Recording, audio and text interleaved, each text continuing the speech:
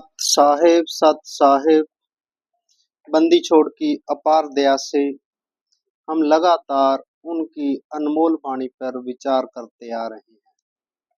उसी क्रम में जो हमारी विचार यात्रा थी वो साधु महिमा के अंग पे चल रही थी, जिसमें बंदी छोड़ गरीबदास जी महाराज साधु संत महापुरुषों की महिमा कर रहे थे, उनकी उपमा कर रहे थे और उनके रहस्य भी उजागर कर रहे थे।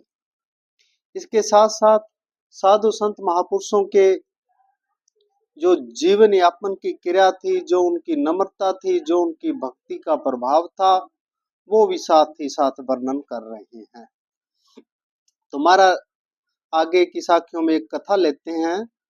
वो कहते हैं, महाराज गरीबदास जी फरमान करते हैं कि गरीब साईं सरीखे देख ले, फिरता वैजे कोय, सप्त कोस जल चढ़ गया, जा साधु मुख धोए।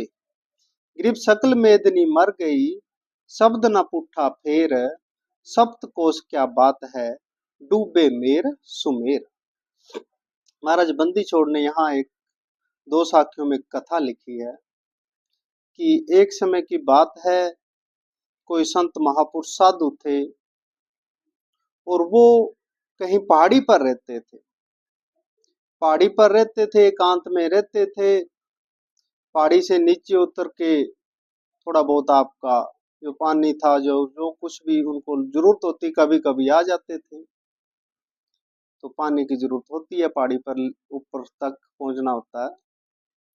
तो हुआ क्या, एक समय उम्र भी काफी हो गई, तो उनको बुखार हो गया, बीमार हो गए, तबीयत खराब हो गई।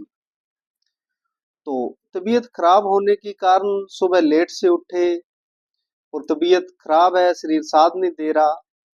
मन में रोष आया, मन में दुख उत्पन्न हुआ कि हे परमात्मा, आज इतने सालों में पहली बार ऐसा हुआ है कि मैं ब्रह्म मुहूर्त में नहीं उठा, स्नान करके आपका ध्यान नहीं किया, आपकी साधना थी, जो मेरी क्रिया थी रोज की, वो नहीं की। आज ये कारण हो गया। और पूरा स्नान तो छोड़ो, आज तो मुंह धोने का भी पानी मेरे पास नहीं है, नीचे जा नहीं सकता और यहाँ मैं पानी आ नहीं सकता। तो कहते हैं मन में बहुत रोष किया उसने, वहीं से परमात्मा को याद किया, भी परमात्मा आज मैं बेबस हो गया। तो कहते हैं उसकी हृदय की पुकार थी, उसने आंसुओं से उस परमात्मा को याद किया, परमात्मा को दंडवत प्रणाम की और बेसुध जो अपनी चारपाई थी उस पर ही लेटा है, आंखें बंद करके। इतने में क्या देखता है कि उसको लगता है भी कुछ ना ठंडी पानी जैसा कुछ है, और उसने जब देखा तो उसकी बिल्कुल खाट के बिल्कुल चारपाई के पास तक पानी पूरा लबालब भरा पड़ा है। उसने झुक के वो उस पानी से मुंह धोया, वो पानी पिया, बहुत निर्मल पानी था। और पानी पी के मुंह धो के जब कुछ शुद्ध बुद्ध आई उसको, ऐसे समझो, तो उसके मन में बहुत विषाद पैदा हुआ। क्या विषाद पैदा हुआ, कहते हैं हमारा गरीबदास जी ने हाल लिखा, कहते हैं सकल मेदनी मर गई, शब्द न पूठा फेर, सप्त कोश क्या बात है, डूबे मेर सुमेर।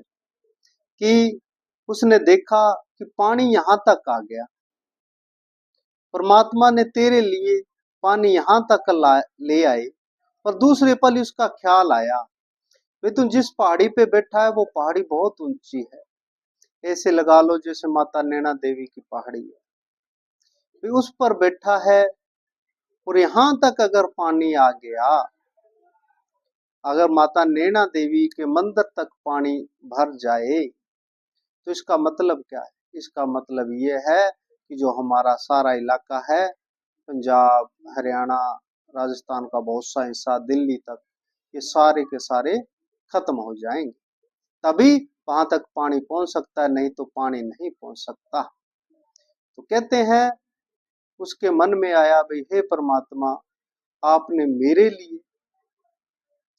मेरे लिए पूरे संसार को डुबो दिया। और कहते हैं सकल मेदनी मर गई शब्द न पूछा फिर, सप्तकोश क्या बात है डूबे मेरे सुबह।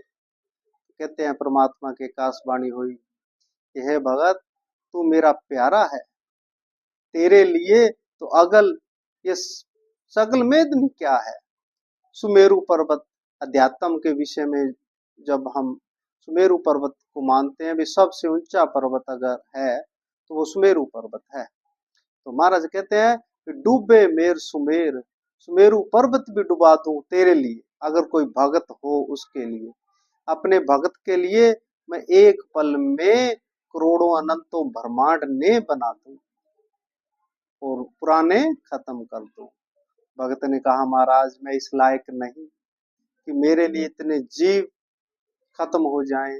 रोने लगा, पुकार करने लगा तो दूसरे पल क्या देखता है, ना कहीं कोई पानी है ना कुछ और, सारा संसार वैसे ही चलायमान हो रहा है। तो बंदी छोड़ गरीबदास जी प्रमाण करते हैं कि अगर कोई भगत हो तो वो बंदी छोड़, वो कुल मालक, वो कुल परमात्मा ऐसे जीव की रक्षा करता है। फिर उसके लिए कोई भी चीज अनछुई नहीं है। एक समय नारद से भगवान विष्णु की वार्ता हुई तो नारद ने कहा कि हे परमात्मा, हे भगवान, आपके भगत आपको हर रोज याद करते हैं। तो भगवान कहने लगे भी नारद, जितना वो याद मुझे करते हैं ना, भगत मेरे जितना मुझे याद करते हैं, मैं उससे कहीं ज्यादा अपने भक्तों को याद करता हूँ। तो नारद कहने लगे भगवान वो तो हर समय आपके नाम की माला जपते हैं, पर आपको तो मैंने कभी देखा नहीं भी आप कोई भगत की नाम की माला जप रहे हो। तो भगवान हंसने लगे, कहते नारद वो नाम वो लेते हैं और ध्यान में रखता हूँ। तो नारद पूछने लगे महाराज वो कैसे। तो भगवान कहने लगे कि हे नारद, अगर मेरा भगत मेरे को बेचने लगे तो मैं बिकने को तैयार।